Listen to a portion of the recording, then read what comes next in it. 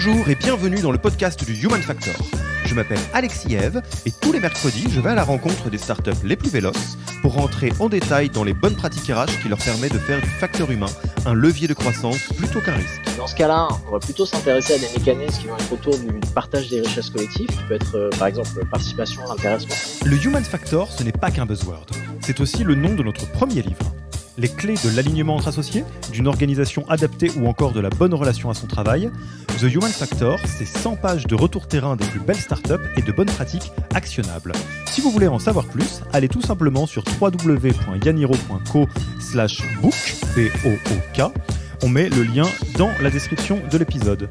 Pour l'heure, je vous laisse avec l'invité d'aujourd'hui et vous souhaite une bonne écoute. Bonjour Virgile, comment vas-tu ? Ça va, très bien Alexis, et toi ?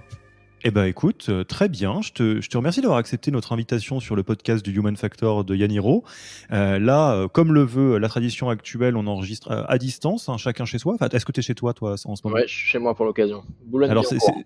Boulogne-Billancourt. Moi, je suis actuellement à Bienne en Suisse, donc je ne suis pas soumis aux règles de couvre-feu, mais ça va probablement venir. Toujours est-il que donc là aujourd'hui, on va avoir un épisode très particulier parce qu'on va pas parler spécifiquement en détail de ton expérience au sein de ta vie en start-up, même si bien évidemment tu as un parcours là-dedans. On va creuser en profondeur un sujet qui t'intéresse particulièrement et que tu as creusé de plein de manières, la question de la rémunération. Voilà, comment est-ce qu'on rétribue la valeur qui est apportée par tout le monde dans une entreprise et tout ce qui s'ensuit. Alors, petit disclaimer, j'ai fait le maximum pour cette interview pour garder ma casquette de personne naïve et enthousiaste qui découvre ces sujets et qui a quelques avis sur la question, parce que Virgile est l'expert. Donc je pense que si je peux porter la curiosité que vous avez sûrement en écoutant cet épisode, ça sera pas mal. Parfait.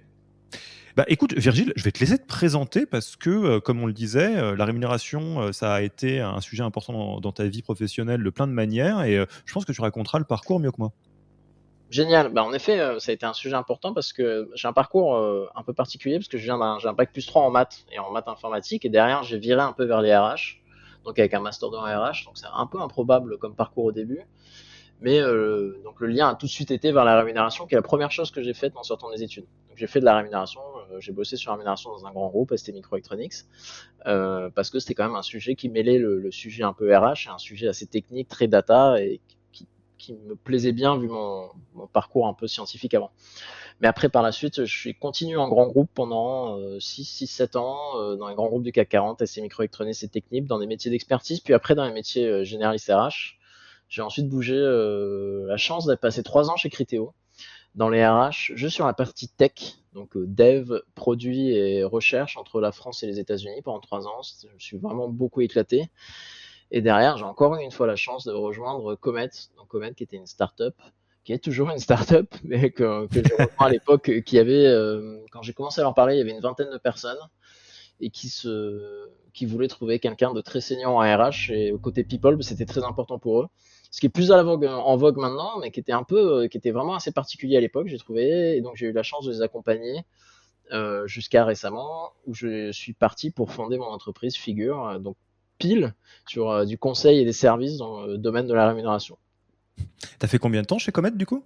Un peu plus de 2 ans. Ça fait, c'est les années de chat, je pense que tu le sais en start-up, donc j'ai l'impression d'en avoir fait 15, mais...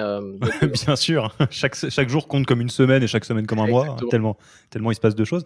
Et juste peut-être pour se faire un petit peu une idée pour celles et ceux qui nous écoutent, Comet, à l'heure actuelle, dans les très très grandes lignes, ça existe depuis combien de temps et il y a combien de personnes dedans ? Ça fait 4 ans que Comet existe, c'est à peu près 50 personnes maintenant, et donc sur l'activité phare de Comet, c'est une plateforme de mise en relation entre des entreprises et des freelances tech et data.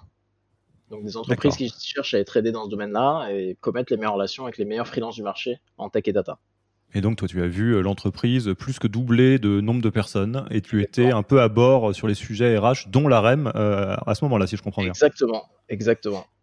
Et peut-être juste, qu'est-ce qui t'a donné envie de monter une activité spécifiquement sur ce sujet-là avec Figure ? Alors je pense qu'il y a 2 choses, comme tu le disais au début, c'est quand même un sujet qui m'a toujours plu, le sujet de la rémunération.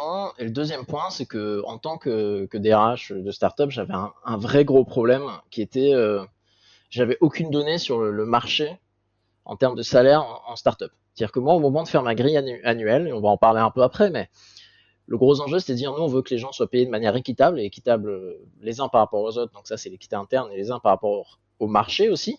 C'est-à-dire toutes ces personnes-là par rapport au marché, c'est un peu l'équité externe. Et en fait, il n'y avait aucune donnée sur le marché des startups. Combien les gens sont payés en startup? Ou alors des données pas méga fiables. Et c'est quelque chose qui m'a toujours gêné. Et en fait, au bout d'1 an et demi, je me suis dit, tiens, je vais régler ça en faisant la première enquête de salaire sur les salaires pratiqués en startup en France. Et donc, j'ai embarqué quelques boîtes dans l'aventure. Au début, je l'ai fait en side project. Je suis passé à 4/5e chez Comet. J'ai eu vraiment la chance d'avoir des fondateurs, des dirigeants géniaux qui m'ont dit, t'as un projet qui t'anime, nous, on va faire en sorte que tu puisses le faire chez Comet. Et en fait, ça a pris tellement d'ampleur par la suite que j'ai décidé de m'en faire mon projet à part entière. Mais c'était vraiment le côté, ça m'a toujours plu, et 2, j'ai voulu régler un problème que moi-même, en tant que DRH, j'avais, en apportant une solution qui était l'enquête de salaire sur le marché startup. Et donc là, tu aides des DRH ou VP People de start-up à structurer un peu leur politique de rémunération, si je comprends bien. C'est exactement ça. Donc à la fois en leur amenant des données que moi j'avais pas en tant que DRH et qui les aident à se dire, tiens, on sait comment se placer par rapport au marché, on sait comment est le marché, on sait se positionner par rapport à celui-ci. Et 2 aussi un peu avec du conseil sur comment on construit une politique de rémunération, etc. Ce genre de sujet dont on va encore une fois parler un peu plus tard. Ok, écoute, je te propose qu'on se jette à l'eau sans attendre plus. Pour rappel, donc là, l'idée, ça va vraiment être de moi, en tout cas pour moi, de me mettre dans la peau de un DRH, un fondateur, une fondatrice, une VP People de startup qui est en train d'être dos au mur sur le sujet de la rémunération, c'est-à-dire on a laissé le truc un petit peu traîner, j'espère pendant pas trop longtemps, ou alors on est au tout début et on se pose les questions de comment bien positionner tout ça. Et toi, tu vas jouer ton rôle, hein, le rôle d'expert, pour nous aider à bien prendre le chose par le bon bout. Donc, par où on commence, Virgile, j'ai envie de te dire? Déjà, par où on commence, c'est une bonne question. Déjà, faut replacer le contexte. Quand on parle de rémunération, c'est quelque chose qui englobe souvent le salaire. En fait, ça, c'est assez simple. Souvent, ce qu'on va appeler les incentives et les court terme. Et ça, c'est plus ce qui est trait aux bonus, aux variables, notamment pour les fonctions commerciales, mais pas que, qui est un sujet intéressant. Plus les incentives un peu plus long terme. Là, on pense souvent, par exemple, au plan de stock option, de BSPCE, d'actions gratuites, des choses qui ont plus un horizon temporel de plusieurs années. Et on parle souvent aussi des avantages sociaux, on appelle ça benefits en anglais, qui sont tous les avantages donnés aux salariés, soit en flexibilité, temps de travail, jours de congé, soit des tickets restaurants, des accès au club de gym, etc., qui font un peu partie du package général qui sert à attirer un ou une candidate dans l'entreprise et un peu à fidéliser ces personnes-là ensuite. Alors, je vais jouer le naïf total, mais parce que je suis sûr que tu as des réponses intéressantes à ça. Au final, à quoi ça sert la rémunération? Je veux dire, à quoi ça sert de structurer une politique de rémunération? Pourquoi c'est crucial pour une entreprise de type startup de faire ça? C'est une super bonne question. Alors, je pense que le meilleur moyen d'y répondre, c'est de dire que si c'est bien traité, c'est pas un sujet. On doit faire en sorte que ça ne soit pas un sujet. En fait, le monde idéal là-dedans, c'est quand même un monde dans lequel tous ces sujets-là, la rémunération, on en parle un peu à l'arrivée, on en parle quelques fois pendant la vie de l'employé au sein de l'entreprise, mais c'est un non-sujet. C'est-à-dire que l'employé peut se dire, moi je me concentre sur ce que j'ai à faire, sur pourquoi je le fais, un peu le côté quête de sens actuel, alignement, valeur, etc. Mais je vais pas avoir dans un coin de ma tête, tiens, est-ce que je suis payé équitablement par rapport à mes collègues? Est-ce que je suis payé équitablement par rapport au marché? Est-ce que je suis sous-payé? Est-ce que je suis surpayé? Est-ce qu'il n'y a pas mieux ailleurs, etc. Quand ce sujet-là il est mal traité, en fait cette partie-là du cerveau, ça accapare un temps de cerveau de tout le monde dans l'entreprise de plus en plus important, ça crée des frustrations. Toutes ces questions-là que j'ai évoquées, les gens se les posent. Et si c'est pas très bien géré, ils se les posent souvent, ils se les posent trop souvent, et ça nuit à leur épanouissement, à leur bien-être, au bien-être collectif, parce que ça peut créer des tensions, ça peut créer des jalousies, ça peut créer un manque de confiance entre les dirigeants et les employés. Et c'est ça qu'on veut éviter en fait. Donc si c'est bien géré, c'est pas un sujet. Ça doit être le moins possible un sujet, ça doit être un sujet qu'on aborde quelques fois quand même, mais le moins possible. Donc concrètement, en fait, si je suis soit DRH, soit fondateur, fondatrice de start-up et que je commence à entendre parler des sujets de rémunération ou que je me pose la question, c'est presque qu'il est trop tard ou que c'est le bon moment de poser les bonnes bases, quoi. C'est exactement ça. C'est pas forcément trop tard, ça dépend comment il est amené, mais je pense qu'il faut le prendre proactivement quand même, c'est un peu ce que tu sous-entends, parce que en tout cas, si on commence à voir les premières tensions, les premières jalousies, les premiers sujets qui ressortent, c'est souvent qu'en plus ils ont commencé bien avant, parce que quand ils commencent à être exprimés, c'est qu'ils n'ont pas été exprimés pendant un moment, et c'est que souvent un peu tard. Mais c'est jamais trop tard pour s'occuper du sujet. D'accord. Donc, mais en tout cas, je le range et on a eu Claire de Evaneos qui a témoigné dans le même sens. Elle exprimait dans ces mots-là, elle disait que la question de la rémunération, c'est pas un levier motivateur, c'est un démotivateur, au sens où si la rémunération n'est pas bien traitée, ça va démotiver les gens. Mais à l'inverse, une très bonne rémunération, ça va pas particulièrement motiver les gens, ça va juste éviter qu'ils soient démotivés, ce qui est déjà très bien. Hein. Mais j'aime bien cette manière de le présenter. Ouais, elle a très bien présenté avec la présentation extrinsèque, intrinsèque, etc. Je suis complètement d'accord avec elle. On veut faire en sorte que ce soit pas un sujet. Et pour la plupart des boîtes, c'est pas vrai pour toutes. On va en parler un peu. Il y a un côté philosophique. C'est pas ce qui veut. On veut pas que les gens viennent ou travaillent uniquement pour ça. Mais on veut que ce ne soit pas un sujet qui les tracasse. Il y a des boîtes qui le font, pour qui c'est un sujet d'attraction et de rétention. Ça fait partie de leur philosophie. Mais pour la plupart des boîtes, c'est juste on veut en faire en sorte que ce ne soit pas un sujet justement. Alors ça, c'est très intéressant et on en parlait un petit peu. Ce que tu me disais, c'est que, avant qu'on enregistre l'épisode, c'est qu'avant même de rentrer dans la question de comment je structure ma rémunération et donc quel choix j'ai pour les salaires, les bonus et tout le reste, il y avait une question de se poser sur c'est quoi ma philosophie de rémunération au sein de l'entreprise et qui est nécessairement, j'imagine, corrélée avec d'autres éléments comme la valeur, la culture, enfin les valeurs, la culture, la vision, tout ça, non? Exactement. C'est vraiment clé et ça fait parfois, ça peut paraître un peu d'après une approche consultant, il faut se poser sur la philosophie autour de la rémunération, etc. Mais je pense que pour être très pratique, il faut vraiment se poser des questions sur qui on veut être en tant qu'entreprise avant de rentrer dans le qu'est-ce qu'on fait au niveau salaire, au niveau bonus, au niveau BSPCE, etc. Il y a plein de facteurs différents que l'on doit regarder. Il y en a plein, mais il n'y en a au final pas tant que ça. Le premier, c'est à quoi est-ce qu'on a envie que notre boîte ressemble et les gens qui y participent. Est-ce qu'on a envie de créer une aventure dans laquelle les gens rentrent et viennent passer, idéalement, on aimerait que tout le monde passe 5, 6, 7, 8, 9, 10 ans au sein de l'entreprise. Ou est-ce que, quand on se regarde de manière honnête, et il faut le faire, il faut se regarder de manière honnête, on se dit en fait, on est conscient que dans l'intégralité de l'entreprise ou dans certaines parties de l'entreprise, en fait, on est une entreprise dans laquelle les gens vont passer 2, 3, 4 ans. C'est une bonne école, on est une bonne école. Nous, on va pas mal s'y retrouver sur ces 2, 3, 4 années, mais au bout de 2, 3, 4 ans, on a quand même un fort turnover. Par exemple, une boîte d'audit, hein, on est conscient que les Big Four d'audit, c'est quand même des structures de boîtes dans lesquelles il y a peu de personnes qui restent longtemps et beaucoup de personnes qui restent 2, 3, 4 ans parce que ça fait partie de. Je pense qu'ils se sont appropriés le fait que ça fait partie de leur philosophie d'entreprise. Et ben, si on voit des perspectives de carrière sur 10 ans et qu'on veut pouvoir les offrir à tout le monde, donc en fait, on s'approprie le fait que les gens vont rester peu de temps, on n'a pas les mêmes choix de structure de rémunération derrière. De la même manière, est-ce qu'on est une boîte drivée par exemple par la tech ou drivée par les sales? Est-ce qu'on pense qu'on a un produit tech génial qui va presque se vendre tout seul? D'une certaine manière, c'est un peu ce que j'ai connu chez Criteo pendant longtemps. Criteo, ça a été fondé sur la tech, sur la technologie avant tout, et il y avait cette réputation qui était peut-être pas méritée de dire c'est un produit qui se vend seul.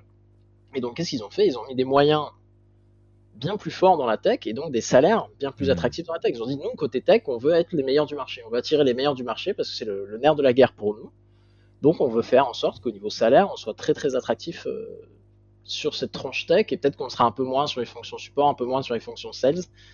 Au final, c'est pas trop grave. Parce qu'on pense que ce qui est important, c'est qu'on crée de la rétention et d'attraction sur la tech. Et ça, c'est une question aussi qu'elle doit se poser.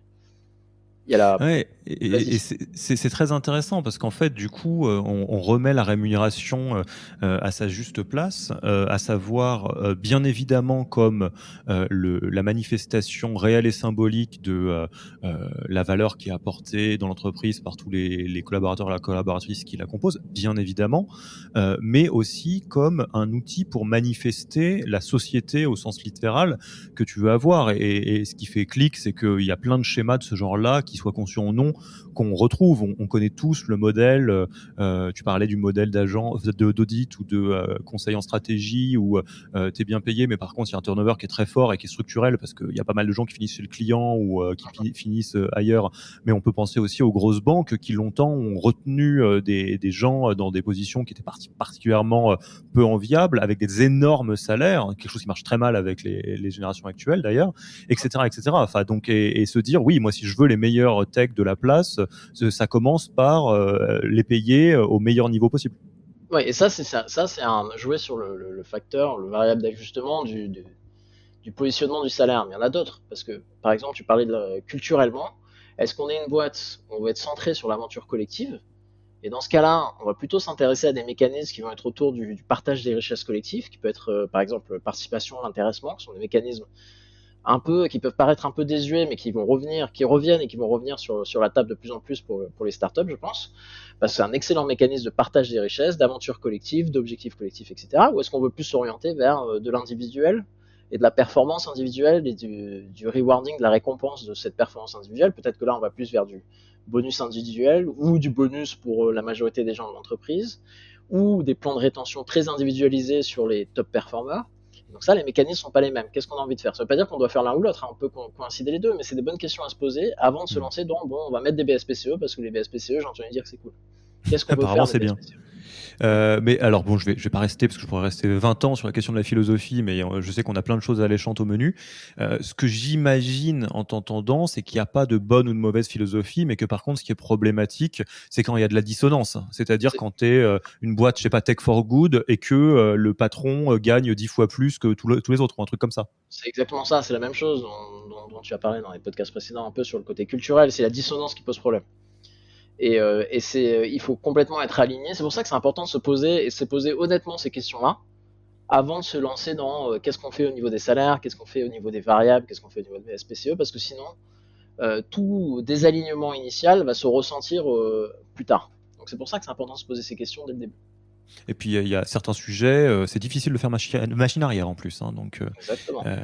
ok, donc là, je me suis posé avec les bonnes personnes. J'ai réussi à mettre quelque part sur la table la philosophie de ma boîte et donc à imaginer un peu l'image dans laquelle je veux être. Voilà, moi je veux être une boîte qui met le paquet sur les sales ou sur les techs, une boîte qui est volonté d'être une aventure collective ou au contraire qui est très méritocrate. En tous les cas, c'est assumé.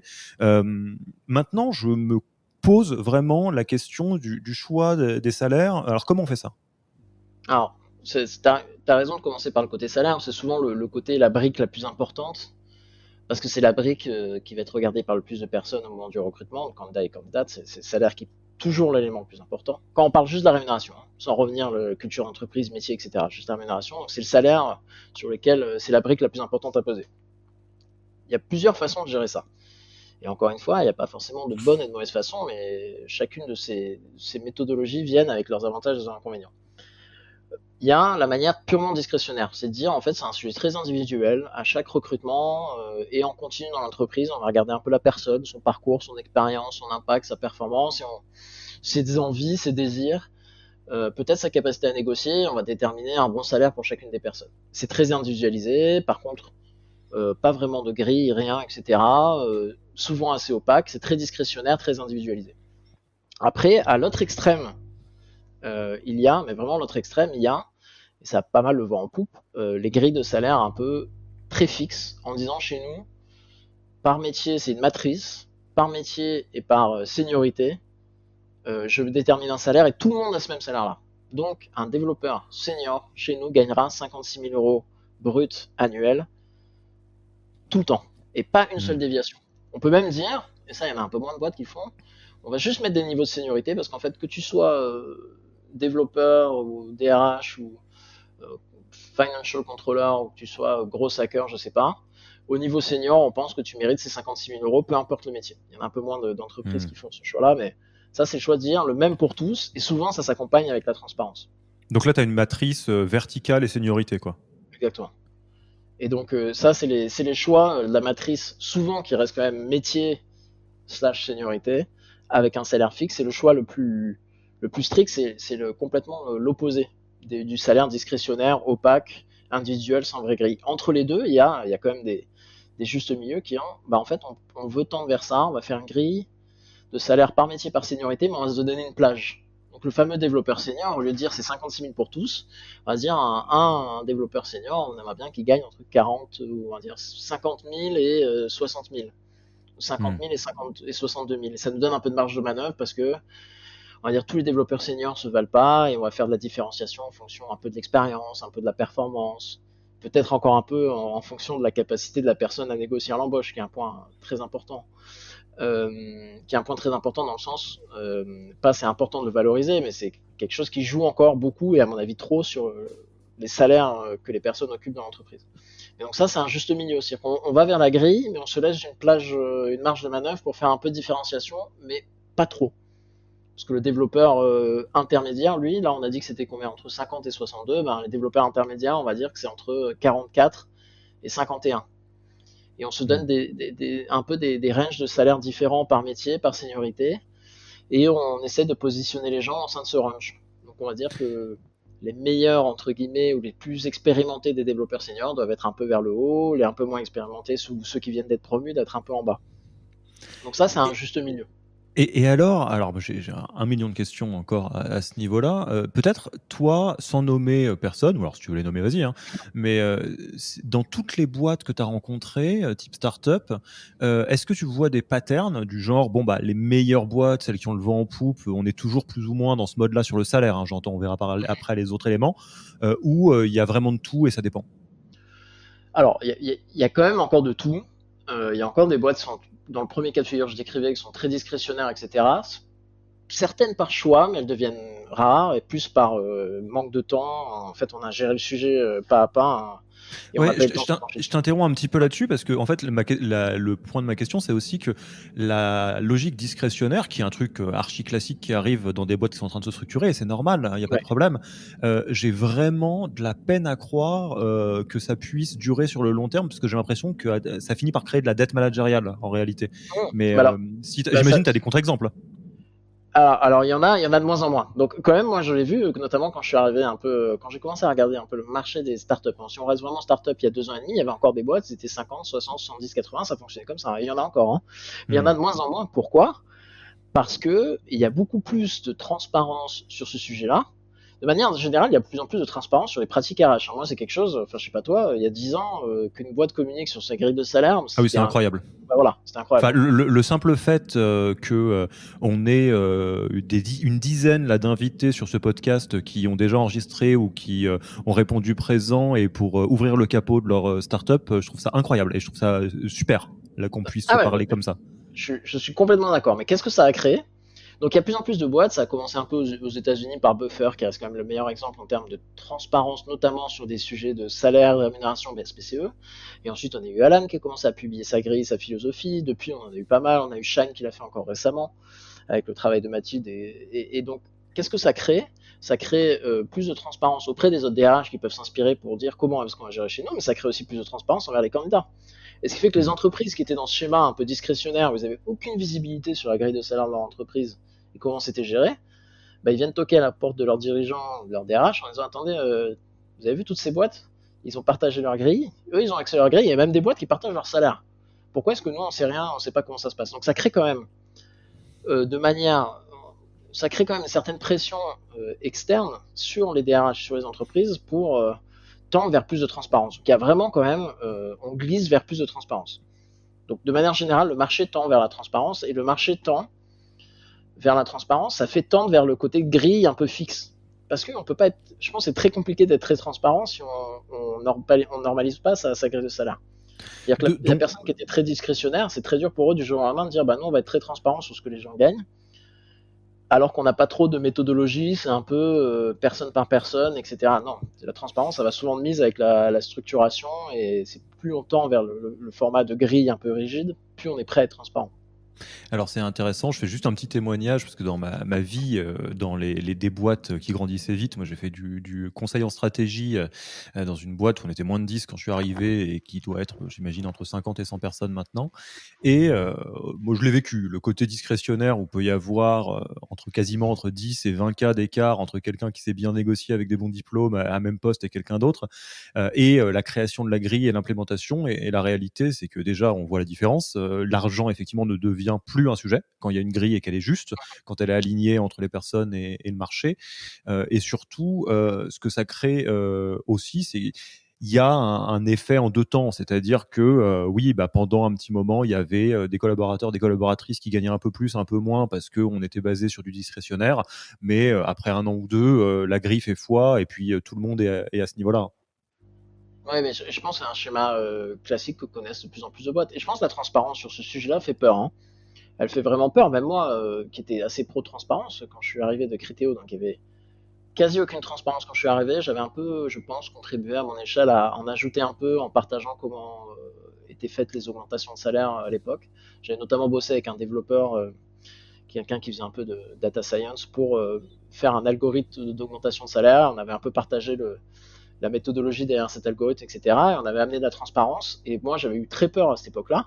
Parce que je pense que conceptuellement, je suis dans un métier qui n'est pas très transparent, où on apprend. Moi, j'ai l'impression d'avoir toujours appris que la transparence n'était pas forcément bon. C'était bien de garder une zone de gris, de flou, d'opacité. Ah bah on est dans la génération knowledge is power. Hein. Bah, je pense que c'était complètement ça. Et à chaque fois, la transparence, c'était une perte de pouvoir, une perte de contrôle. Mais à chaque fois, la leçon, c'est quand même que je regrette pas les moments où on a été plus transparent et qu'au contraire, on a vraiment gagné en sérénité, en confiance créée entre l'entreprise et les employés, etc. Bon, ça, je pense qu'on aura l'occasion de faire un chapitre spécial transparence. Mais moi, dernière question sur la partie vraiment salaire pur. Ok, donc je me suis positionné, j'ai réussi à me dire, bon, bah, vu que je caricature à grands traits, mais j'ai une philosophie de la REM qui est de toute façon une philosophie de mercenaire, donc peu importe, ça sera discrétionnaire et ça ira bien. Ou à l'inverse, bon, j'ai un peu l'impression que le marché se structure, donc je vais fixer une grille avec métier fois seniorité, avec un peu de range pour m'assurer que j'ai quand même un peu de mou. Est-ce que tu as d'autres éléments que tu veux pointer? Enfin, est-ce que, entre guillemets, il y a après des bonnes pratiques du type sur le niveau de seniorité, tu fais junior, senior, senior plus, 1, 2, 3, ceinture jaune, ceinture verte, ceinture noire, ou est-ce que justement, faut pas créer des usines à gaz et te dire faut être simple et après voir l'évolution à des postes de management ou d'expertise? Ouais, c'est complètement le deuxième cas de figure. Je pense que c'est quelque chose qui est faisable très tôt et très simple. Et en fait, en disant, on a 3-4 niveaux de seniorité, disons junior, intermédiaire, senior, expert. Et on peut le décliner en contributeur annuel et manager ou laisser juste 4 niveaux. Mais je pense que 4 niveaux, c'est pas mal. Et c'est quelque chose qui peut être mis en place assez tôt, dans 10-15 personnes dans l'entreprise. Et ce qui est bien, donc on met des listes de métiers et ensuite donc c'est une matrice par 4 niveaux de seniorité. En fait, au fur et à mesure que l'entreprise grandit, on a juste à ajouter des métiers en plus. Au fur et à mesure, on rajoute des métiers. Et si on veut, des niveaux de seniorité en plus pour gagner un peu de granularité. Et en fait, ça évolue très bien comme ça. Faut pas faire une usine. Je pense qu'il faut pas tenter de faire 10 niveaux de seniorité d'entrée de jeu dans une petite entreprise, c'est trop. Commencer assez simple. Et après, progressivement, au fur et à mesure, on doit créer un peu de finesse parce que l'entreprise a grandi. On rajoute des métiers, on rajoute de la seniorité. Et alors, question que j'imagine sans réponse claire, la seniorité, tu mesures ça comment? À l'ancienneté, à la performance, à autre chose? Ah, ça, c'est une super question. C'est un peu la question clé. Alors moi, la manière dont j'aime voir les choses, c'est que la seniorité, c'est de l'impact attendu au recrutement et c'est de l'impact évalué ensuite. Donc en fait, on prend quelqu'un qui a 10 ans d'expérience et on le met à un certain niveau de seniorité. On valorise pas tant que ça ces 10 années d'expérience. On doit surtout aussi valoriser l'impact attendu. On doit se dire, quelqu'un qui arrive avec ce niveau-là d'expérience et de compétences doit m'amener à un niveau d'impact que j'attends de quelqu'un de senior dans mon entreprise. Et en fait, en pratique, après, en continu, c'est ce qu'on va continuer à évaluer. Est-ce que cette personne a eu un impact? Et en continu, peu importe leur expérience globale avant qu'ils arrivent dans l'entreprise, on doit pouvoir comparer les gens en termes d'impact qu'ils ont réussi à avoir, surtout sur des métiers similaires. Et c'est ça qui doit driver le niveau de seniorité. Donc en fait, ce qu'on se dit en creux, c'est qu'il y a une étape qui est même pas intermédiaire, mais qui est à faire en parallèle à côté de la philosophie de la rémunération. C'est que si on veut avoir un système de rémunération qui a du sens, on doit absolument avoir un système de mesure et d'évaluation de la performance et de savoir qu'est-ce que ça veut dire la performance pour chaque job. Je pense. Et je pense que c'est forcément vraiment vital et qu'il y a des boîtes qui ont toujours essayé. Il y a eu une mouvance un peu en dehors de. Il y a vraiment une vraie mouvance en dehors de la mesure de la performance. Alors déjà, je pense que la manière dont tu géré les entretiens annuels, etc., je pense que tu as connu ça, historiquement, ça avait extrêmement mauvaise presse. Il y a eu une mouvance on sort complètement, on mesure plus du tout la performance, on fait plus rien. Et ça a eu très bonne presse d'ailleurs. Moi, je me souviens de tous les articles qui sortaient, c'est pas Adobe qui avait été fait ça, il faut plus du tout d'entretien de performance, etc. Sauf que quand on le fait plus, génial, on le fait plus. Ça déporte quand même un sujet, c'est au moment des augmentations de salaire. Et souvent, quand on creuse un peu derrière ces beaux articles sur ce sujet-là, dans certaines de ces boîtes-là, on revient sur un sujet de fond où ils sont, comment on détermine qui va être augmenté comment si on fait aucune mesure de la performance. Donc des fois, on va l'appeler un peu différemment et en fait, ces boîtes qui ne faisaient aucune mesure de la performance, il y en a certaines, on apprenait que les managers répondaient à des questions du type est-ce que qui Qui est vous le auriez le meilleur? moins envie de perdre, voilà, qui vous auriez le moins envie de perdre dans votre boîte, qui est le plus proche d'une promotion. Il y a un mécanisme un peu comme ça avec 3-4 questions qui derrière fait un algorithme et vous fait ressortir en fait de facto la performance. Ils l'ont pas appelé comme ça, c'était devenu un mot tabou, mais c'est ça. Donc au final, il faut arriver à avoir une mesure de l'impact. On ne veut pas appeler ça performance parce que c'est un mot un peu grossier maintenant et qui plaît à personne. On va appeler ça l'impact, on va appeler ça comme vous voulez, parce que c'est ça qui doit driver un peu les niveaux de seniorité au sein de l'entreprise. Ceci étant, enfin, pas pour faire du bavardage sur les mots, mais là, dans la notion d'impact, ce qui est très intéressant, c'est que l'impact d'une entreprise sur la société et des membres de l'entreprise dans l'entreprise, bien évidemment, tant qu'on est dans une société à but lucratif, c'est toujours de près ou de loin lié à un modèle économique, pas forcément un chiffre d'affaires, mais un modèle économique. Ceci étant, il y a beaucoup de sociétés à impact et on peut définir que l'impact d'un collaborateur ou d'une collaboratrice n'est pas nécessairement de la performance brute et c'est justement important de se poser la question en fait. Ah, je suis complètement d'accord. C'est vrai qu'on sort un peu du sujet, mais même quand on prend le mot impact plutôt que performance d'une entreprise, en plus on a un sujet un peu sous-jacent qui me plaît, mais qui est sur par exemple quel impact peut avoir sur la société, son environnement, les sujets, l'environnement social, l'environnement un peu écologique. Et le mot impact semble contenir ces dimensions-là qui, moi, me plaisent, ou en tout cas m'importent de plus en plus que le pur sujet performance, parce que performance c'est souvent performance financière. Donc, pour Bien le sûr. coup, on est un peu parti dans la sémantique, mais je trouve que le mot impact est assez bien choisi pour ça aussi. Alors, je fais un petit lien vers un autre épisode que j'ai adoré enregistrer, qui a été enregistré avec Marie de Théodo, qu'on salue, hein, si tu nous écoutes, Marie. Chez Théodo, ils ont un système que je trouve assez chouette et qui fonctionne bien chez eux, et je pense pas si répandu que ça. C'est que, alors effectivement, la montée en progression à un niveau de supériorité supérieur, pardon, de seniorité supérieure, se fait aussi. Voilà, chaque métier a son niveau 1, 2, 3, 4, je ne me souviens plus la terminologie, mais en revanche, c'est au collaborateur ou à la collaboratrice de quelque part décider s'il postule à sa promotion. Ça s'appelle un up là-bas, et il y a un jury qui est une soutenance pour voir si tous les critères d'impact justement sont rencontrés et si la personne peut passer. Et ce que je trouve très intéressant, au-delà du fait que ça remet un peu le collaborateur ou la collaboratrice au centre, c'est que quelque part, c'est à toi de te responsabiliser en tant que collaborateur par rapport à l'impact que tu es censé apporter dans l'entreprise. Et si tu es capable d'apporter l'impact en 6 mois, bah pourquoi pas. Mais si tu essayes de brûler les étapes et qu'on va te démontrer par A plus B que tu n'y es pas, refais-le et puis essaye de parvenir toutes les 2 semaines, s'il te plaît. Enfin, il y a un truc qui me plaît bien, moi, dans ce modèle-là. Je sais pas si tu l'as beaucoup Mmh. vu passer, ça.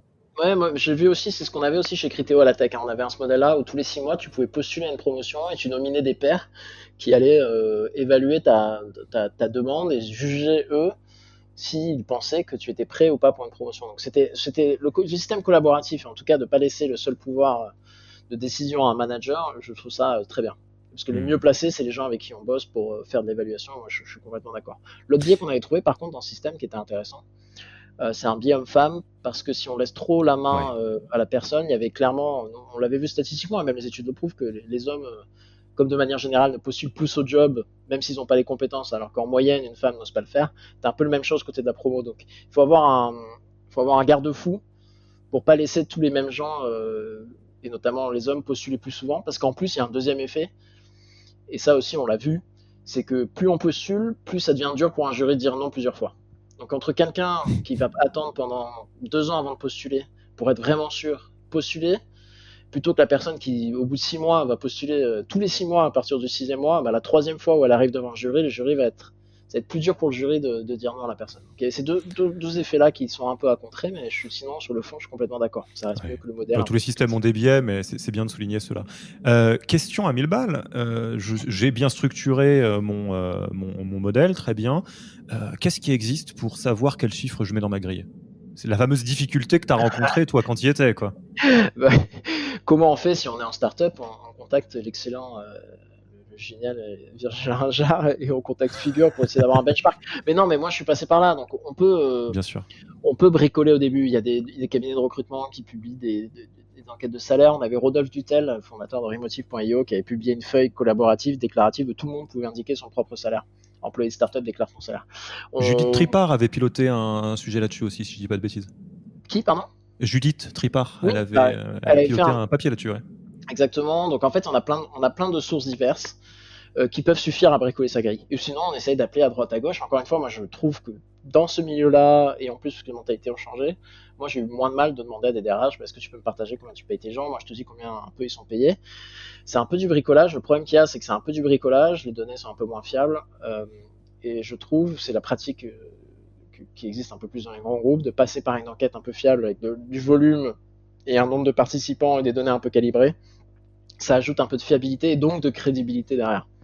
Mais moi-même, j'ai bricolé pendant un moment et on peut arriver à faire une grille en bricolant. Tu me diras si ta boîte mail a explosé après ce podcast.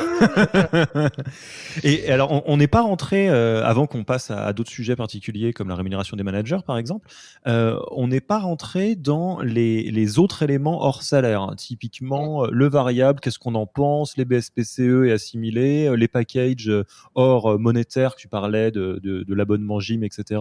Qu'est-ce que tu peux nous dire là-dessus?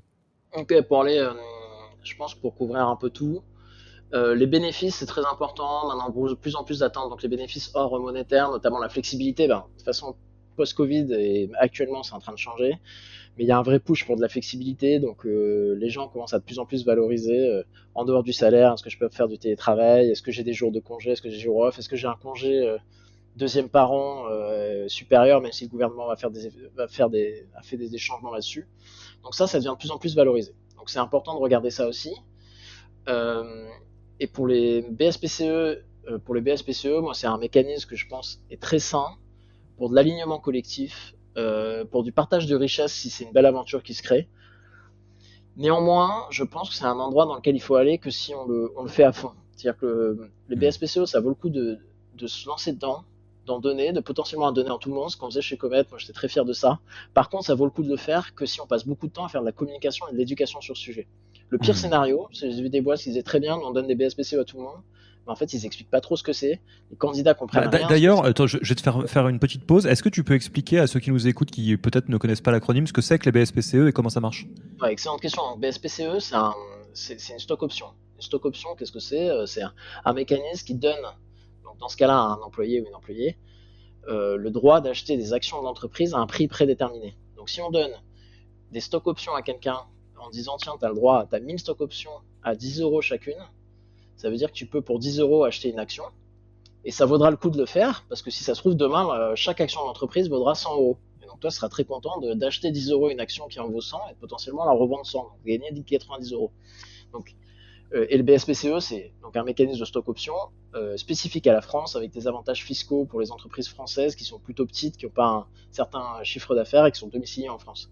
Donc c'est quelque chose de très avantageux, ça reste une stock option qui ne vaut quelque chose que si l'entreprise gagne en valorisation, fait de la performance financière. Donc une entreprise, des gens qui ont eu des BSPCE et ces genres de success story qu'on entend beaucoup aux États-Unis, le plus gros success story qu'on a entendu 20 millions de fois sur le BSPCE et les stock options, c'est la masseuse chez Google qui a eu des BSPCE quand elle venait une après-midi par semaine faire des massages et quand Google est rentré en bourse, elle a été millionnaire. Mais c'est un peu moins arrivé en France, mais on commence à avoir quelques belles histoires là-dessus.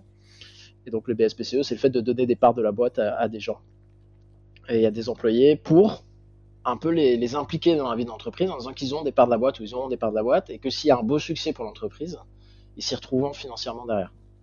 Et ce que tu disais, c'est que du coup, il faut faire de la pédagogie là-dessus sur comment ça marche, parce que c'est vrai que quand on est entre guillemets dans le milieu startup, soit dans le milieu people ou fondateur, on connaît un peu ça parce que c'est un outil qui est quand même très connu et très spécifique à la France. T'as raison de le souligner. Quand on est salarié, pas forcément. Et c'est vrai que c'est pas simple une fois qu'on a compris philosophiquement que ce que ça veut dire, c'est qu'on a un traitement de faveur entre guillemets, je dirais, sur le prix de l'action et que si on est aligné avec la réussite de l'entreprise, donc ça fait plaisir. Mais après, dans la réalité, on peut se poser la question de alors ça veut dire quoi? Ça veut dire que je récupère ma mise que si on est introduit en bourse ou si on est racheté? Est-ce que je peux ressortir à un prochain tour de table? Est-ce que je peux revendre mes actions? Et si je pars, qu'est-ce qui se passe? Enfin, il y a tout ça, du coup. Exactement, c'est tout ça. Donc c'est quand même assez technique, c'est pas très simple d'approche, même si je pense que le marché et les candidats de manière générale gagnent en maturité sur ce sujet. Parce que moi j'ai vu le niveau d'éducation d'un candidat moyen, pour l'avoir un peu connu en Californie, dans la Bay Area, est supérieur à mon niveau d'éducation et à celui de la majorité des DRH en France. Enfin, moi, je voyais les candidats en Californie, c'était les meilleurs à comprendre et calculer des scénarios d'acquisition de stock options sur plusieurs années, de revente, de plus-value, de moins-value, d'imposition. Donc eux, ils sont très matures. En France, ils le sont un peu moins en moyenne, les candidats, mais de plus en plus, ils le sont de plus en plus, et ça vaut quand même le coup de passer pas mal de temps à expliquer qu'est-ce que c'est, qu'est-ce que ça peut valoir demain, en quoi c'est intéressant. Et donc, si on veut aller dans les BSPCE, il faut passer du temps à communiquer dessus, aux candidats, à communiquer en interne, à rappeler aux gens comment ça marche au sein de l'entreprise. Et là, ça peut avoir un énorme impact. Nous, c'est quelque chose qu'on a pas mal fait chez Comet, qui, je pense, avait vraiment un impact. Enfin, je sais, avait vraiment un impact sur les gens, sur leur sentiment d'appartenance à une aventure collective. Et tu disais que toi, tu es plutôt partisan de si on le fait bien et on le fait à fond. Est-ce que tu pourrais nous donner, en exemple, hein, c'est pas l'étape de loi ce que tu nous dis, mais peut-être une situation d'entreprise dans laquelle c'est vraiment malin de donner des BSPC à tout le monde ou d'en octroyer à tout le monde, une dans lesquelles en fait il vaudrait mieux ne pas ouvrir les BSPCE parce que c'est une mauvaise idée ou c'est pas aligné, et peut-être un dans lequel ça vaut le coup de faire quelque chose d'un peu plus sur mesure où on en donne à certains postes et pas d'autres, etc. C'est quoi les situations 1, 2, Ah bah 3? je pense que c'est bon, déjà je pense que c'est un scénario de potentielle croissance. Enfin, tu vois, les BSPCE, il y a des chances que ça c'est un potentiel d'attraction et de rétention que s'il y a des perspectives de croissance. Donc c'est pas mal de le faire au moment où on sait qu'on devrait avoir de la croissance à venir, des potentiels levées de fonds à venir, etc.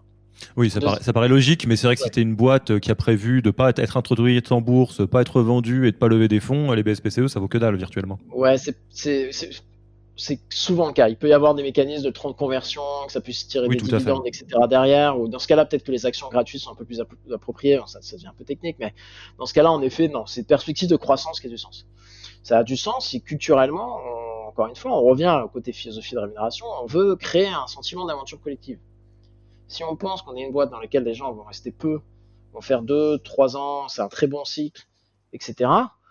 Dans ce cas-là, peut-être vaut mieux ne pas en donner à tout le monde, et dans ce cas-là, peut-être vaut mieux en dire, en fait, chez nous, on pense que les gens vont pas mal passer 2-3 ans, mais certains d'entre eux ou certaines d'entre eux vont rester assez longtemps dans l'entreprise, et donc c'est au bout de 2 ans qu'on va se poser la question des BSPCE pour en donner à des gens qu'on voit potentiellement être les rares, entre guillemets, qui vont rester plus longtemps. Dans ce cas-là, ça vaut le coup de dire, on n'en donne pas à l'embauche, on n'en donne pas à tout le monde à l'embauche, mais on se dit, au bout d'1 ou 2 ans, on va regarder la performance et on va identifier les gens qu'on pense être des personnes potentiellement clés et long terme dans l'entreprise, on va en donner à ce moment-là. Ça, je pense que typiquement, ça peut être bonne utilisation des BSPCE comme mécanisme d'implication et de rétention de certaines personnes qu'on pense faire partie du futur de l'entreprise. Et après, il y a le côté, on veut créer une aventure collective. Chez nous, l'aventure collective, c'est important. Chez nous, on veut avoir un vrai sentiment d'implication des gens dans l'entreprise. C'est très bien, ça va tout de suite dans ce sens-là. Le côté BSPCE, ça fait des employés, des associés. C'est un peu une phrase peut-être un peu forte, un peu slogan, mais c'est en partie vrai. C'est dire, on les rend un peu, on leur donne une part de l'aventure. On n'a pas juste cette relation employeur-employé. On a un côté, toi aussi, tu as ou tu vas avoir des parts de l'entreprise. Tu fais partie encore plus de cette aventure-là. Donc dans ce cas-là, si on a le temps de l'expliquer et d'éduquer les gens après, ça vaut le coup d'utiliser ce mécanisme-là. Ok, très clair. Et avant de passer au cas particulier, on n'a pas abordé la question du variable, des bonus. T'en penses quoi? Bien, pas bien? Désuet? Je suis content que tu me lances sur le sujet. Moi, j'ai un avis très tranché. Allez, vas-y, c'est parti. tranché. Donc moi, je pense que le variable, pour l'immense majorité des entreprises, ça doit se limiter aux fonctions commerciales et aux fonctions d'exécutifs, de dirigeants. Pourquoi? Commercial, c'est souvent très simple. Enfin, c'est souvent relativement simple de calculer un variable pour des commerciaux, ça doit être aligné sur les sous que la personne fait gagner à l'entreprise. Oui, il se paye tout seul quelque part. Ouais, exactement. Et pour les dirigeants, c'est souvent aligné sur la performance de l'entreprise, parce que c'est ceux qui sont censés avoir le plus d'impact sur la performance de l'entreprise. Pour les autres, il y a eu une vraie mouvance historique de tiens, c'est un très bon moyen d'aligner la performance individuelle avec la rémunération et de motiver les gens à obtenir leurs objectifs, etc. Je pense qu'en fait, c'est lose-lose. Ce que je constatais beaucoup, qu'est-ce qui se passe? En pratique, quand on donne des variables aux gens, et notamment en tech ou des fonctions qui sont hors commerciales, si on leur donne pas leur variable, c'est perçu culturellement comme si on leur donne pas leur variable, en fait, c'est qu'il y a quelque chose qui va pas. Ouais. Et donc, la symbolique se joue à l'envers, quoi. Exactement. Et donc, ça devient un dû. Et quand c'est pas un dû, c'est qu'il y a un problème. Partant, c'est un dû, mais pourtant, si je vais à ma banque acheter une maison, on va me dire non, mais le variable ça compte pas. Donc à la fois ça doit être indu, et à la fois quand je vais à ma banque, on m'explique que c'est un truc qui compte pas parce que c'est pour acheter une maison. Ce qui est par ailleurs, quand on prend les moyennes d'âge en start-up 28-30 ans sur les entreprises, plus faibles certaines, c'est quand même ce moment où ce genre de sujet se pose. Donc pas très attractif au niveau de la banque. Souvent à l'embauche, pareil, pas très attractif. Plein de candidats vont vous dire ah non, mais moi je gagne 50 000, je veux au minimum 55 000. Ah, mais là on te propose en fait 50 000 plus 15 000 de variable. Ah ouais, mais le variable c'est pas garanti, je veux pas. Donc ça en plus c'est moins attractif que le salaire. Donc au final, souvent, et pour le dernier élément qui est super négatif quand même, c'est que souvent quand on met du variable, donc on l'associe aux fameux entretiens de performance dont on parlait tout à l'heure. Et qu'est-ce qui se passe? Et c'est une des raisons pour lesquelles les entretiens de performance sont mauvaise presse, je pense. Euh, Toute la discussion est parasitée par ok, vas-y, dis-moi, en fait, tu veux me parler de mes axes d'amélioration, de mes objectifs, la seule chose que j'ai envie de savoir, c'est combien j'ai de bonus à la fin. Ouais, bien Et en sûr. fait, ça cristallise toute la discussion, toutes les discussions d'évolution, d'amélioration, de perspective passent à la trappe parce qu'il y a juste cet élément-là à la fin et que tout le monde, les personnes ne retiennent que ça. Donc pour moi, c'est vraiment, et donc ça, je dis, c'est l'immense majorité des entreprises, je le recommence pas, sauf les entreprises qui sont très très fortes, très très disciplinées pour définir les objectifs, définir les indicateurs de performance et les évaluer régulièrement. Ça, ces entreprises-là peuvent aligner le variable et l'utiliser comme un bon moyen de récompense de la performance, etc. Mais il faut vraiment avoir une mécanique bien huilée. Et la majorité d'entreprises n'ont pas. Et c'est pour ça qu'on voit plein d'entreprises en sortir. Moi, par exemple, chez Comet, j'ai supprimé tous les variables hors sales exec quand je suis arrivé. Je conseille à beaucoup de DRH de le faire. Et pour l'instant, plein de DRH que j'ai vu le faire en sont très contents d'en être sortis.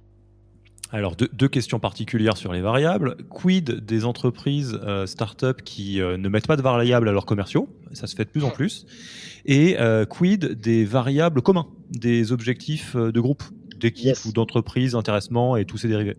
Alors, première question. Le jury est encore non décidé sur le côté variable des commerciaux et pas de variable pour les commerciaux. Moi, je vois quand même que globalement, par rapport à il y a quelques années, on a des fonctions commerciales qui en majorité sont beaucoup moins sensibles aux variables que ce que j'avais vu moi historiquement. Donc je pense que ça va dans une tendance où de toute façon, et on en parlait un peu tout à l'heure, tu en parlais pendant le podcast de Claire aussi, de plus en plus, enfin c'est de plus en plus, c'est de moins en moins un sujet quand même, le variable, et les gens vont être attirés pour des questions de quête de sens, de raison d'être dans leur travail, etc. Donc c'est de moins en moins attractif, même pour les commerciaux, la question du variable. Donc le fait de ne pas en donner, c'est un gros changement, mais ça va dans une tendance générale de c'est moins en moins intéressant et c'est moins en moins important pour attirer des commerciaux d'avoir un énorme variable qu'ils peuvent avoir. Pour autant, je trouve ça quand même utile pour pas mal de profils commerciaux. Donc j'attends de voir comment ça évolue. Je veux dire, non décidé. Transformation en cours, difficile Ouais, de savoir. exactement. Je suis assez d'accord. J'attends de voir. Mais sur le deuxième point, je suis 100% pour par contre. Cette mouvance de dire, ok, par contre, on peut mettre des variables d'équipe. Et je le disais, j'en parlais un peu tout à l'heure, intéressement, participation, ça va complètement dans ce sens. Très bon moyen d'aligner les équipes sur des objectifs communs. De se dire, on peut se donner une horizon temporelle qui est à l'année, qui est au semestre, etc. Et de dire, tenez, voilà notre objectif sur ces 6 mois-là. Et on n'en met pas 15, on en met un, on en met peut-être deux, parce que c'est vraiment notre cheval de bataille. Et si on l'obtient, tout le monde gagne. On peut même le faire par équipe ou au sein de l'entreprise directement. On peut le mettre donc dans un plan, d'un accord d'intéressement. Et ça, c'est génial pour faire de l'alignement d'équipe, pour faire de partage des richesses. Il y a un truc que quelques boîtes ont fait. Nous, on a mis en place chez Comet aussi, qui est assez simple, qui est de dire, par exemple, on vise un certain chiffre d'affaires. Une partie de ce qu'on fait au-dessus de ce chiffre d'affaires cible sur l'année, on le redistribue à l'équipe. Et on le redistribue soit en proportion du salaire, soit, moi, ce que je trouvais bien, ce qu'on avait fait, en prorata temporis, dans le sens juste temps passé par la personne. Quel que soit ton salaire, si tu as fait un an dans la boîte, tu auras le même montant de cette redistribution des richesses qu'une autre personne. Donc ça, C'est moi, une je pense que manière c'est philosophiquement de dire on est tous là pour apporter de la valeur, chacun dans ce qu'on est en train de faire, quoi. exactement. Et ça, je vois gagner en popularité, et je pense que ça va continuer à gagner en popularité parce qu'on reste quand même dans cette tendance de aventure collective, partage des richesses, etc. Alors, je pense que là, on a fait un bon tour sur les différents aspects et effectivement, hein, les bonnes pratiques, je les retiens. Au-delà de te passer un petit coup de fil, c'est toujours bien d'aller échanger avec les boîtes d'à côté pour voir ce qui se passe, hein. C'est un peu la raison d'être de ce podcast sur la REM et sur le reste. Il y a beaucoup de cas particuliers dont on pourrait parler. On pourrait parler de comment on gère le remote avec le fait que le coût de pouvoir d'achat est plus élevé hors Paris qu'à Paris. On a un peu parlé de la transparence et c'est des sujets qui sont compliqués. Moi, il y a 2 sujets dont j'aimerais bien qu'on parle, parce que je regarde aussi un petit peu l'heure qui tourne. J'aimerais bien qu'on parle de la position que tu as sur la rémunération des managers, qui est un cas un peu particulier, donc c'est tout un chapitre. Et il y a un autre sujet qu'on a très légèrement abordé tout à l'heure, qui moi m'intéresse beaucoup, c'est la question de l'inégalité presque structurelle de salaire homme-femme et de qu'est-ce qu'on peut faire ou qu'est-ce qui doit être fait sur les grilles de REM, selon toi, pour endiguer ça correctement. Allez, Trop bien. tu commences par lequel? Je vais commencer par le plus simple, je pense, à traiter, que celui des managers, où j'ai beaucoup changé là-dessus. Donc j'ai beaucoup changé. Historiquement, j'étais très aligné avec une mouvance qui, je pense, est assez commune à plein d'entreprises et assez communément acceptée, qui est de dire on veut pas faire trop de bonus, trop de primes, trop d'avantages financiers pour les managers, parce qu'on veut qu'il y ait deux façons d'évoluer dans l'entreprise, en tant que contributeur individuel et en tant que manager. Les deux se valent. On veut casser un peu le système historique où la promotion passait par des postes de manager, etc. Donc on fait un peu d'alignement des salaires. C'est notamment ce qu'on avait fait nous chez Criteo et j'en étais très content. Néanmoins, je change un peu d'avis là-dessus, parce que je pense fondamentalement qu'être manager, dans la moyenne, ça peut être très enrichissant. Moi, j'ai beaucoup aimé manager, mais ça vient quand même avec beaucoup de responsabilités et que c'est pas toujours facile. Et qu'en moyenne, en tout cas dans le milieu tech, nous, ce qu'on avait vu, c'est qu'on avait beaucoup de gens en fait qui voulaient sortir du management ou qui ne voulaient plus faire de management. Et quand ils l'avaient fait, ils disaient il y a des côtés intéressants, il y a une telle pénibilité associée. Par moment, il y a des sujets pénibles, hein, quand on doit traiter de sujets de performance, de disciplinaire, de licenciement avec des gens de son équipe, quand ça se passe pas bien, etc.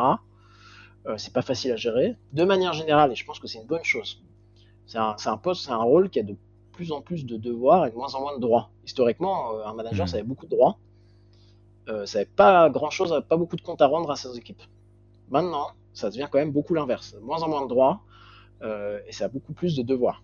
Et encore une fois, je trouve ça bien. On passe par l'évaluation des managers par ses équipes, un peu le côté servant leadership, se mettre au service de ses équipes. Je trouve ça très bien, le mouvement de fond. Mais ça met énormément de pression sur le rôle de manager maintenant. Et donc, pour moi, j'en suis venu à changer un peu de point de vue là-dessus et me dire que ça va être valorisé. Parce que si je refais une aparté, en plus, juste sur ce thème-là, mais moi, je trouve qu'il y a un vrai paradoxe en ce moment. On est vers un vrai mouvement de les gens veulent avoir de plus en plus d'autonomie, de liberté, de prise d'initiative, etc. Néanmoins, en parallèle, on voit beaucoup plus encore une fois, de mise dans le viseur des managers, dans le sens, c'est les managers qui doivent m'expliquer, c'est l'entreprise ou les managers qui doivent me donner mes chemins de carrière, mes perspectives d'évolution, le feedback, comment je vais me développer, etc. Je trouve que c'est assez intéressant comment ces deux mouvances sont un peu paradoxales. C'est-à-dire qu'il y a un côté presque déresponsabilisant dans la gestion de sa carrière. On dit à la fois les gens ils veulent plus d'initiative, plus d'autonomie, mais à la fois c'est au manager de donner le feedback, d'expliquer la carrière qui va venir auprès de chaque personne, etc. Donc, je fais un petit aparté, mais je trouve que en partie à cause de ces raisons-là, ça devient de plus en plus dur d'être manager. Et donc maintenant, je reviens un peu sur mon point de vue historique, et je pense qu'il y a une certaine forme de responsabilité, de pénibilité, le mot un peu fort, mais honnêtement par moment un peu de pénibilité qui vient avec le rôle de manager, et que donc ça doit être valorisé au niveau rémunération. Pour moi, c'est pas bête de dire qu'à des niveaux quasiment équivalents, il y a un peu une prime au management d'équipe, en espérant que ça ne soit pas la raison pour laquelle les gens veulent devenir manager. Ouais, ce que je comprends qui a motivé ton évolution d'opinion là-dessus, c'est que tu as vu des situations dans lesquelles c'était pas le paradigme, qu'il y avait un paradigme d'évolution de carrière possible dans l'expertise d'un côté et dans le management de l'autre, mais que tu voyais que les managers, enfin si j'ai bien compris, ne restaient pas en fait, que c'était trop dur. Exactement. Ah ouais, c'est clairement chez Criteo, on était venu à un moment où on avait du mal à recruter le premier niveau de management qui était le niveau de lead. On avait du mal à en faire venir. On en avait qui venaient et qui disaient, mais en fait, merci, mais ça vaut pas la peine. Ouais. Ah ouais, non, mais en plus, vous me dites que je gagnerai un niveau salaire, moi je repasse contributeur individuel. Entre guillemets, c'est plus tranquille. Alors c'est hyper intéressant ça, parce que je pense qu'un peu comme la question du non variable des commerciaux, c'est un truc qui est un peu work in progress. Enfin, en tout cas, moi je le ressens comme ça, sans expertise sur la REM, mais sur des dynamiques managériales, de leadership, etc. Alors bon, la grille de lecture, on la connaît depuis très longtemps. On a beaucoup critiqué le fait que l'évolution de carrière dans le milieu du travail, ça veut dire le management globalement. Ce qui est idiot, parce que le management, c'est un métier, le leadership, c'est un métier, et il y a des gens qui s'épanouissent là-dedans, il y a des gens qui s'épanouissent moins et qui s'épanouissent s'épanouiront beaucoup plus dans une position d'expertise. Soit. Donc ça, c'est effectivement mettre un pavé dans la mare là-dessus, c'est une bonne chose. Et avoir des branches différentes de trajectoire de carrière, c'est pas inintéressant. D'ailleurs, il y a pas mal de témoignages là-dessus dans le très bon Radical Candor, qui parlait des parcours de rockstar versus superstar. La rockstar étant le pilier sur lequel tu peux t'appuyer, la superstar étant celui qui est censé avoir une trajectoire phénoménale, et que tu peux pas avoir que des superstars, ça marche pas. Pour autant, moi, ce que j'entends et je trouve très intéressant, c'est de dire, ok, une fois que c'est clair et net que tu peux avoir une trajectoire de carrière qui ne va pas nécessairement que sur le management, parce que ça ne va pas contenter tout le monde, se pose la question de est-ce que ces trajectoires sont équivalentes d'un point de vue valorisation, ou est-ce qu'on considère, soit parce qu'on considère que le manager ou le leader a plus d'impact dans le développement de la société que l'expert, soit juste mécaniquement parce qu'on se dit que si on ne le valorise pas plus, on n'aura pas de manager, parce qu'ils ne prendront pas la responsabilité, et c'est pas lié à l'impact mais à la pénibilité ou à la difficulté du métier. Je trouve ça passionnant, et j'ai un peu l'impression que chacun doit se poser la question dans sa barque en fait. Et je suis d'accord, je pense que sur ça, comme sur le variable, comme tu disais, on a toujours des mouvements de balancier face à une situation. On a toujours un mouvement complètement extrême qui arrive, et qu'au final, on va se recentrer sur un juste milieu. Moi, c'est mon point de vue. Donc, c'est pour ça que le variable des commerciaux, work in progress, c'est un vrai extrême. J'ai l'impression, si je devais faire un pari, qu'on va se recentrer sur un juste milieu qui sera moins important que par le passé, mais quand même existant. C'est pareil sur le management. Je pense qu'on est parti sur un juste milieu de pure équivalence, mais qu'on va revenir doucement vers un entre-deux entre l'ancien monde et le nouveau monde, entre guillemets. Ok, bon. Donc on laisse le dossier ouvert et on l'écrit tous ensemble. Dernier dossier chaud, la question du plafond de verre, de l'inégalité de salaire des femmes. Déjà, est-ce qu'en start-up, on fait mieux que la moyenne ou pas tant que ça, si on est très honnête?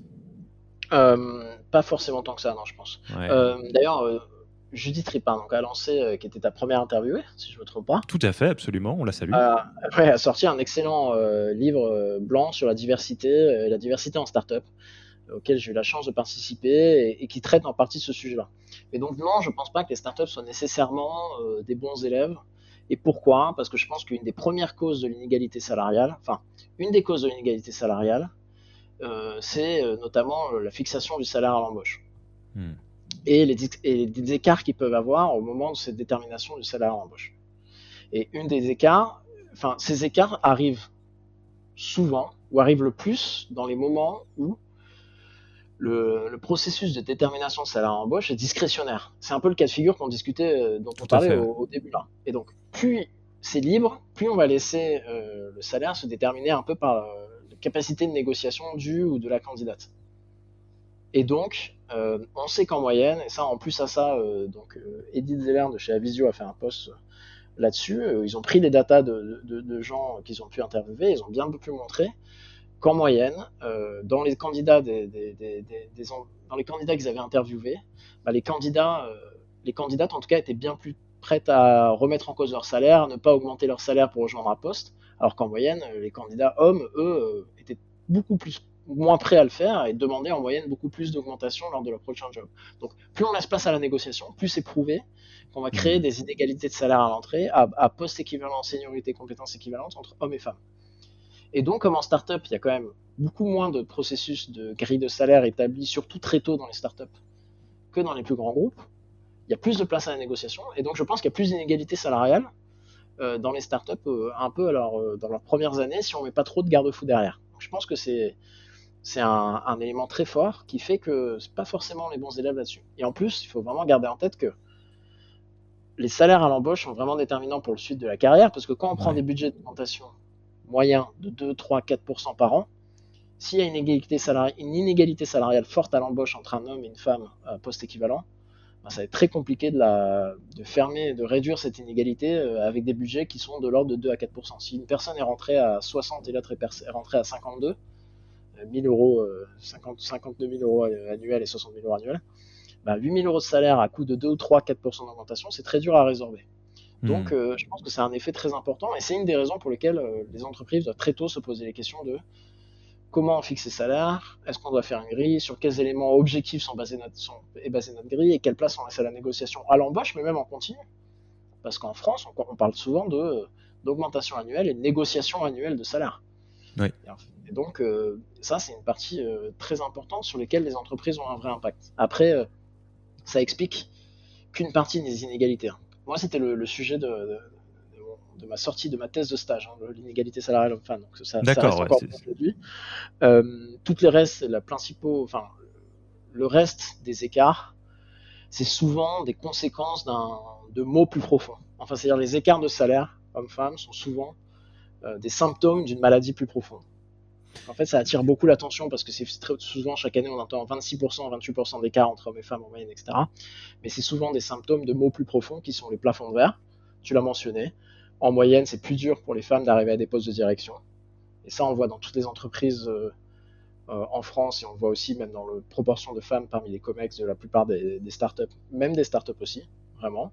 C'est les parois de verre aussi, la difficulté pour les femmes d'accéder à des métiers qui sont les plus rémunérés. Souvent, les métiers les plus rémunérés, c'est les métiers de la finance, les métiers du tech, qui sont des métiers majoritairement masculins. Alors que les métiers du service, qui sont en moyenne les moins rémunérés, c'est souvent des métiers et des postes occupés par les femmes. Et ça ne se change pas à coup d'augmentation de salaire en entreprise et en start-up, ça se change en changeant profondément l'éducation dès le plus jeune âge, qu'on arrive à traiter ces sujets. Donc sinon, on traite que les symptômes, on ne traite pas les causes. Donc ça, les parois de verre, c'est important. Il y a le temps partiel où majoritairement les femmes font en moyenne beaucoup plus de temps partiel que les hommes. Et évidemment, les arrêts de carrière dus à l'arrivée d'enfants dans la famille, sur lesquels l'impact est toujours plus fort chez les femmes que sur les hommes. Et ça, Alors, notamment, il faut souligner, parce que là, je suis très négatif de manière générale, mais notamment le parental act, l'initiative du parental act, donc de rallonger le congé paternité, le congé deuxième parent, absolument. qui a été lancé, je crois qu'aux dernières nouvelles, il y a 370, 380 entreprises signataires. Ça, c'est le genre d'initiatives qui sont géniales, parce qu'indirectement, donner plus de place aux pères pour prendre plus de temps pour prendre leur place de père dans leur foyer, va indirectement permettre aux compagnes d'avoir plus de liberté dans la gestion de la carrière et de briser un peu ces effets-là. Je pense au Gender Agreement qui a été fait par le Galion aussi, qui est un très bon document.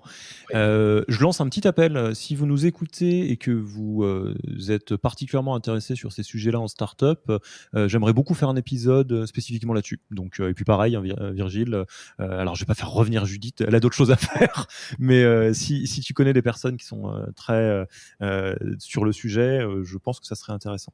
Je connais quelqu'un, si tu veux, on en parlera après, mais je connais quelqu'un. On en parlera. Et, mais c'est vrai que moi, ce que je retiens, si je devais résumer, c'est que, regardons les choses en face. Dans le milieu startup, on n'est pas particulièrement meilleur que les autres, voire même pire, hein, parce qu'il y a peu de structure et que du coup, ça laisse de la place au discrétionnaire et donc à la négociation, qui est un jeu sur lequel, malheureusement, en 2020 encore, l'inégalité se fait de facto. Et en miroir de ça, que faute de mieux, tout ce qui est process, donc des grilles de salaire, des grilles de promotion, c'est bien de laisser les personnes postuler pour leur promotion, mais il faut les pousser parce que sinon l'inégalité va avoir.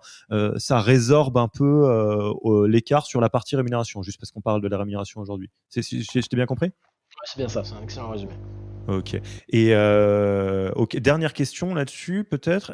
Est-ce que tu as un avis particulier, alors je sais que c'est des terrains compliqués, mais sur l'approche des quotas, toujours sur la rémunération. Est-ce que tu penses que une start-up devrait faire spécifiquement attention à la métrique de combien gagnent en moyenne les femmes ou les hommes sur différents métiers et avoir une volonté de résorber ce trou-là? Enfin, comment est-ce que tu penses qu'il faut s'y prendre pour faire avancer les choses positivement?